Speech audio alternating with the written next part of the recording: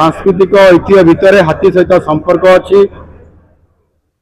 स्वयं महाप्रभु श्री जगन्नाथ हाथी बेश आसती, गज उदाहरण बेश तेणु निश्चित भाव जदि आम हाथी सहित संपर्क मनुष्य कथा देखा तार ओडिशार प्राय संपर्क सबुठारु घनिष्ठ और अधिक। एवं पुरी राजा को आम गजपति महाराज बोली आम कही था। तेणु हाथीर सुरक्षा आज गोटाए बहुत जरूरी आवश्यकता हो पड़ी। हाथी आ मनुष्य भितर लड़े ये गोटे एमती परिस्थिति आसी बहुत समय मनुष्य भी मरुंच और हाथी माने जीवन हानि होउछि। आज